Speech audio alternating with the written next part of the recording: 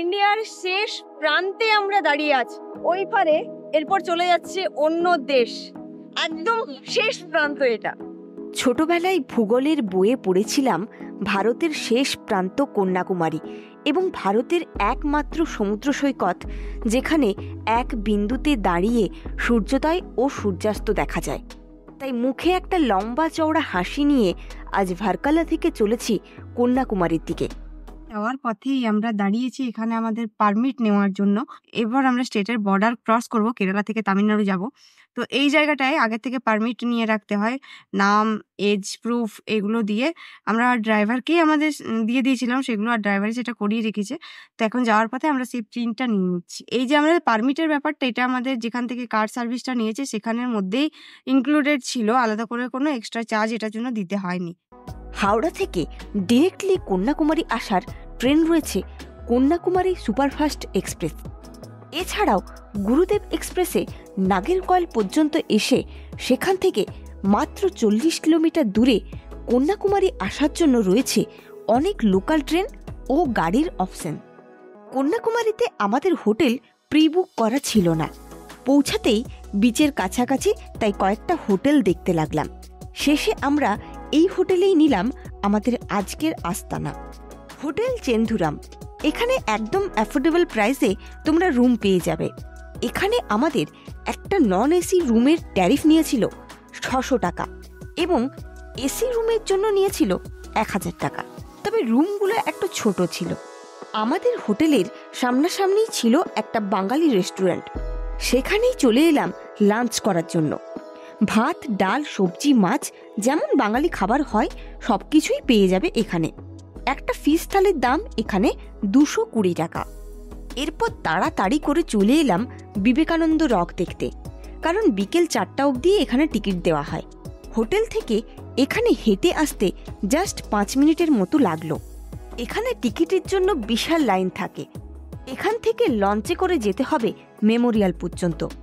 লঞ্চে ওঠার জন্য লম্বা লাইন, সব মিলিয়ে অনেকটা টাইম লাগবে। এখান থেকে তার আগে লাইফ জ্যাকেট নিয়ে নিতে হচ্ছে, যদিও জ্যাকেটের অবস্থা একদমই বাজে, ছেঁড়া ফাটা পুরো একদম, সেগুলো নেওয়া না নেওয়া সমান। সমুদ্র এখানে বেশ উত্তাল।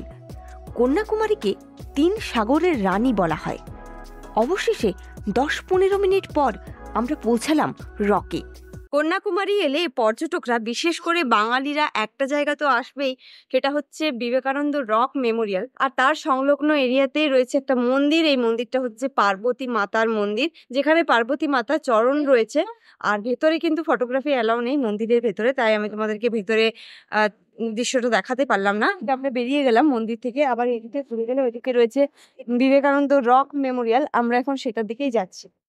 1892 সালের 24শে ডিসেম্বর স্বামী বিবেকানন্দ কন্যাকুমারীতে এসে পৌঁছান এবং তার পরবর্তী 3 দিন তিনি এখানে ধ্যান করেছিলেন। 1970 সালে স্বামীজির স্মৃতির উদ্দেশ্যে এই মেমোরিয়ালটি বানানো হয়।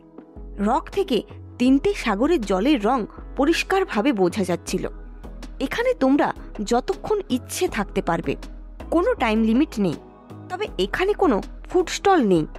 রকের সামনেই রয়েছে এই স্টল। এখানে বিবেকানন্দ সম্পর্কিত বিভিন্ন বই এবং ছোট ছোট বিবেকানন্দের স্ট্যাচু রয়েছে, আরো অন্যান্য আধ্যাত্মিক বই সেগুলোও রয়েছে। তো তোমরা যদি এইসব বিষয়ে আগ্রহী হয়ে থাকো তাহলে এখান থেকে বই কালেক্ট করতে পারো। এই যে সামনের যে রকটা রয়েছে, যেখানে দাঁড়িয়ে অনেকেই ফটো নিচ্ছে, তো এই রকটাতেই স্বামী বিবেকানন্দ বসে ধ্যান করেছিলেন। এখানে যে জলটা দেখতে পাচ্ছ, এই জলটা কিন্তু কোনোভাবে সমুদ্রের জল নয়, এটা হচ্ছে রেন ওয়াটার রিজার্ভার, বৃষ্টির জল এটাকে ধরে রেখেছে। এখানে 1 থেকে 1.5 ঘন্টার মতো সময় কাটিয়ে এখন আবার ফিরে যাচ্ছি। ফেরার সময়ও লঞ্চের জন্য সেই লম্বা লাইন। পাশেই তৈরি হয়েছে বিখ্যাত তামিল কবি থিরুভাল্লুভার দীর্ঘ মূর্তি। মূর্তিটা এতটাই দীর্ঘ যে রক থেকে ত্রিবেণী সঙ্গম এবং পাশাপাশি সব জায়গা থেকেই এটা ভিজিবল। বিবেকানন্দ রক মেমোরিয়াল এবং মন্দিরে যাওয়ার জন্য প্রথমে তো ফেরি করে যেতে হবে। সেই ফেরির টিকিট রয়েছে ৭৫ টাকা পার হেড যাওয়া এবং আসা। কেউ যদি অতক্ষণ লাইনে দাঁড়িয়ে থাকতে না পারে তার জন্য স্পেশাল টিকিট রয়েছে, যেমন আমরা পুরীর মন্দিরে দেখে থাকি স্পেশাল ব্যবস্থা থাকে, সেরকম স্পেশাল টিকিট রয়েছে। এটার প্রাইস রয়েছে ৩০০ টাকা পার পার্সন। এখন আমরা যাচ্ছি শ্রী ভগবতী আম্মান টেম্পেলে। এগুলো সবই কাছাকাছি, তাই পায়ে হেঁটেই ঘোরা যাবে। সাউথের মন্দিরগুলি দর্শন করার সময় একটা বিষয় মাথায় রাখবে, এখানকার বেশিরভাগ মন্দির দুপুর ১২টা থেকে বিকেল ৪টে অবধি বন্ধ থাকে। এই মন্দিরটি কন্যাকুমারী মন্দির নামেই অধিক পরিচিত। এই মন্দিরকে সতীর ৫১ পীঠের এক পীঠ বলে মনে করা হয়।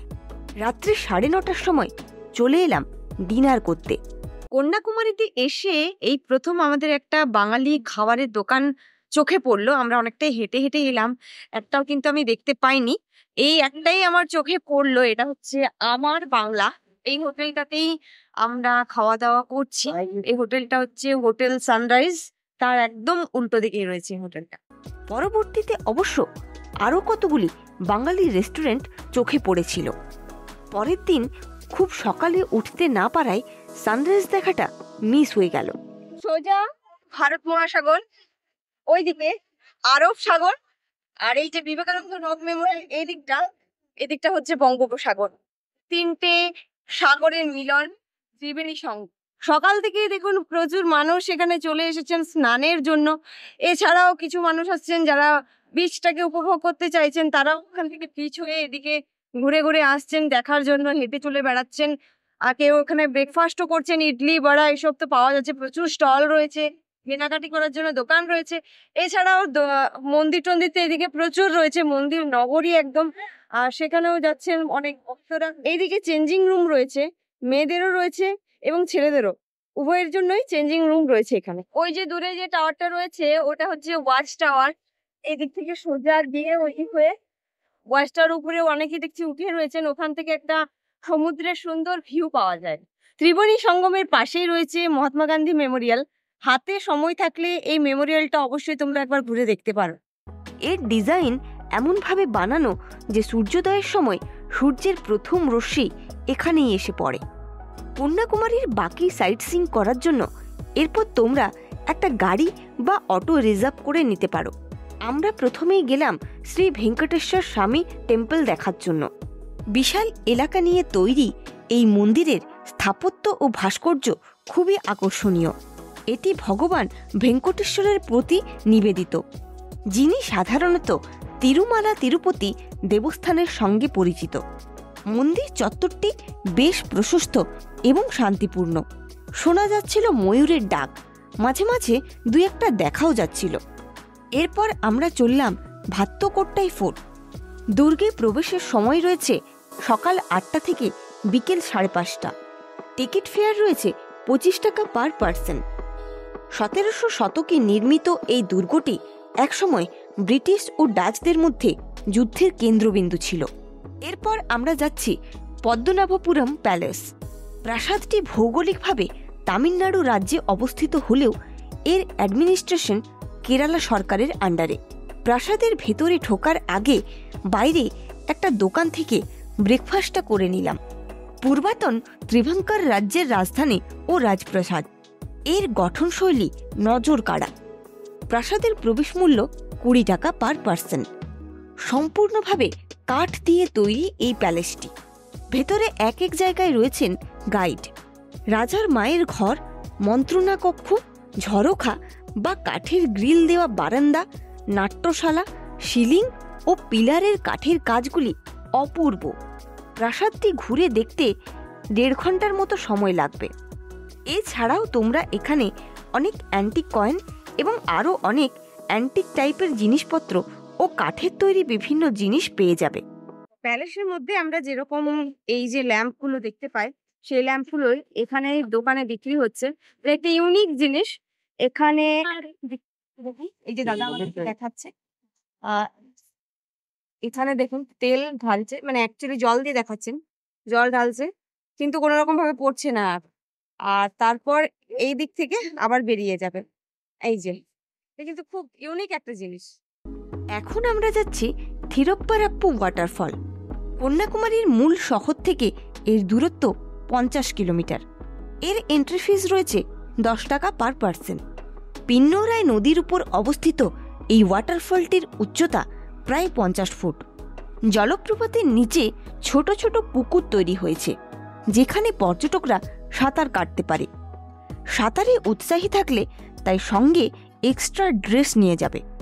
বর্ষাকালে এর জলপ্রবাহ বৃদ্ধি পায় এবং এর সৌন্দর্য হয় দেখার মতো।